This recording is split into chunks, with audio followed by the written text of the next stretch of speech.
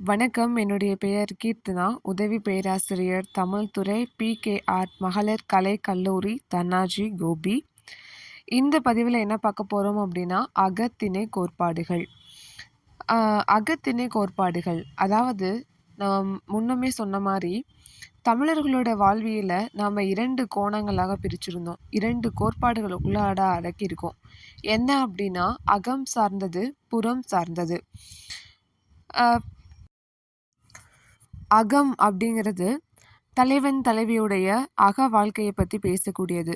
அதாவது திருமணம் மற்றும் திருமணத்துக்கு முந்தைய அவங்களோட நடவடிக்கை, அவங்களுடைய பழக்கவழக்கங்கள், அவங்களுடைய ஒழுகலாறுகள் இத பத்தி பேசக்கூடியது. ஆனா, இதில இன்னொரு தனி சிறப்பு என்ன அப்படின்னா, அந்த தலைவன் தலைவியருடைய பெயர் வந்து இங்க குறிப்பிடப்பட மாட்டாது. சரி. இத எப்படி நம்ம அகத்திணை, புறத்திணை அப்படின்னு தெரிஞ்சுக்கலாம் அப்படின்னா, அகத்திணை பாடல்கள்ல, அதுவும் சங்க பாடல்கள் படிக்கும்போது, நமக்கு அதில சில பொருள்கள் தெரிய வரும். அத வச்சு தான் நம்ம என்ன பண்ண போறோம் அப்படின்னா, இது வந்து அகத்திணை சார்ந்தது அப்படின்றது மாரி தெரிஞ்சுக்க முடியும். இந்த அகப்பாடல்களை தெரிஞ்சுக்கிறதுனாலயும், படிக்கிறதுனாலயும் நமக்கு என்ன ஒரு பயன் அப்படின்னு பார்த்தா, மக்களுடைய வாழ்வியல், சமுதாய கட்டமைப்பு, அவங்களோட கூற்றுக்கள், அவங்களுடைய பழக்கவழக்கங்கள் இது எல்லாத்தையுமே சொல்லக்கூடிய ஒரு கருவூலங்களாக இந்த சங்க இலக்கியங்கள் திகழுது.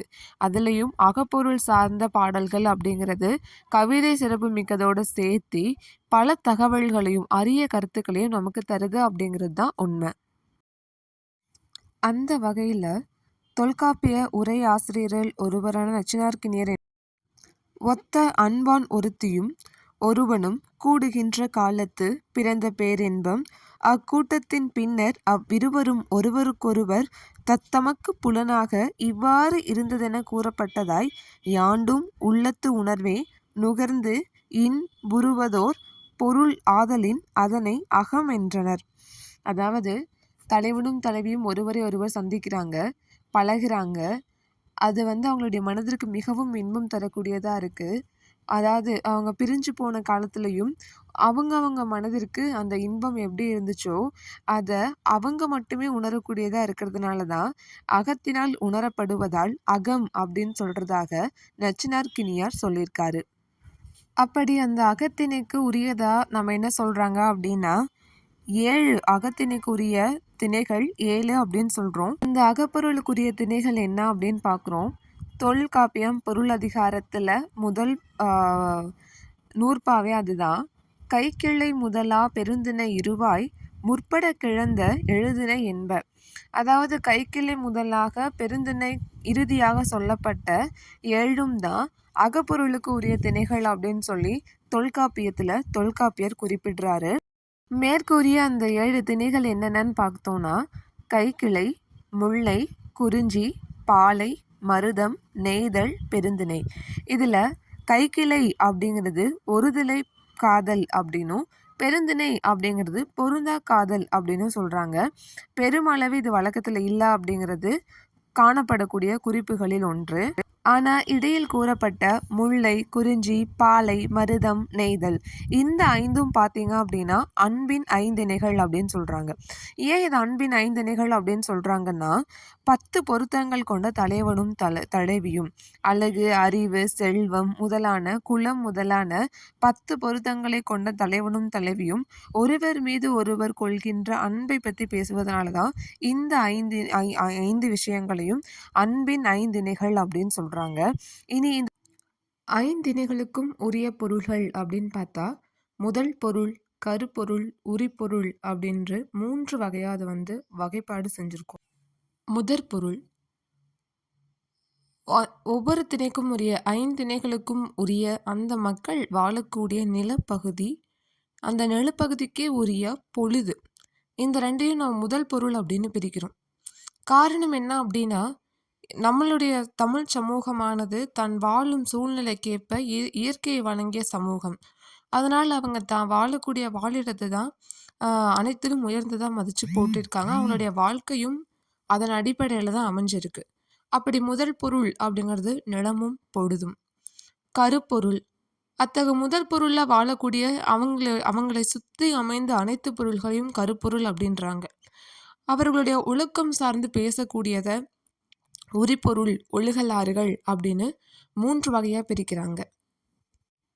மலையும் மலை சார்ந்த இடமும் குறிஞ்சி திணையாக அமையுது.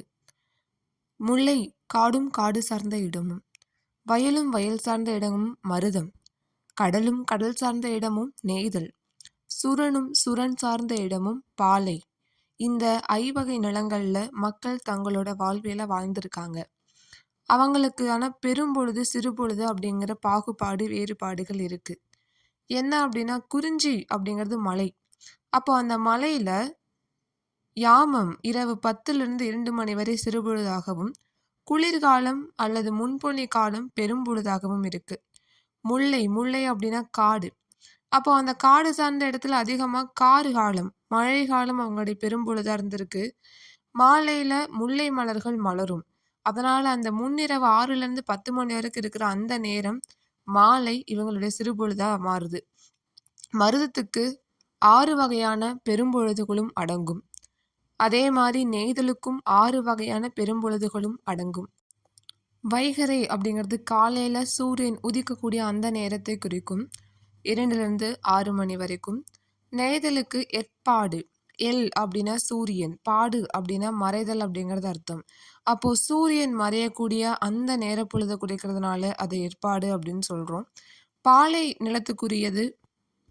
பாலை நிலத்துக்கு இளவேனில், முதுவேனில், பின்பனி முதலான 3 பெரும் பொழுதுகளும், நண்பகல் அப்படின்னு சொல்லக்கூடிய அந்த பகல் பொழுது அதுவும் சிறுபொழுதாக அமைகிறது. அந்த சிறுபொழுது பெரும்பொழுது நிலத்திற்கு தக்கவாறு வாழ்வியல் சூழலை வகுத்து கொண்டு மக்கள் வாழ்றாங்க. அப்படி வாழக்கூடிய மக்களை சுற்றி என்ன பொருள்கள் எல்லாம் இருந்ததோ, அவங்களுடைய வாழ்வியல் நடத்தி செல்றதுக்கு எந்த பொருள்கள் எல்லாம் உறுதுணையா விளங்கியதோ அவை எல்லாத்தையுமே கருப்பொருள் அப்படின்னு சொல்றாங்க. அவங்க வணங்கின தெய்வம், அங்க வாழ்ந்த மக்கள், அவர்களுடைய உணவு, அவர்களை சுற்றி இருந்த விலங்குகள், அவர்கள் சூடிக்கொண்ட மலர்கள், மரங்கள், அவர்கள் வளர்த்த பறவைகள் அல்லது அந்த பகுதியில் வாழக்கூடிய பறவை, ஊருக்கான பெயர், அவங்க அருந்திய நீர், அடிச்ச பறை, வாசித்த யாழ், பாடிய பண், செய்த தொழில் அப்படின்னு சொல்லிட்டு இந்த இவை அனைத்தையுமே 5 கருப்பொருள்களா பிரிச்சு வைக்கிறாங்க. சங்க பாடல்கள் நம்ம வாசிக்கும் போது இந்த பொருள்கள் எல்லாமே உதாரணத்துக்காக கிழங்கெடுத்தல், தேன் அகழ்தல், வெறியாடல், இது எல்லாமே குறிஞ்சித்திணை பாடல்கள்ல இவற்றில் ஏதேனும் ஒன்றாவது குறிஞ்சித்திணை பாடலா நமக்கு தெரிஞ்சிருக்கும். வெறியாட்டு நிகழ்த்தும் மரபு இருந்தது அப்படிங்கிறத குறிஞ்சித்திணை பாடல்கள் நிறைய நமக்கு கொடுக்குது. அதுபோலதான் அதுபோல கருப்பொருள்கள் பலவற்றும் நம்ம பல்வேறு சங்க இலக்கிய பாடல்கள் வாயிலாக தெரிஞ்சுக்க முடியும். 3வதாக உரிப்பொருள். அந்த நிலத்திற்கே உரியதான ஒழுகலாறுகள் என்னும் பொருள்ல உரிப்பொருள் அமைகிறது. அதாவது குறிஞ்சியில கூடலும் கூடல் நிமித்தமும் உரிப்பொருள ஒழுகலாறுகளா இருக்கு.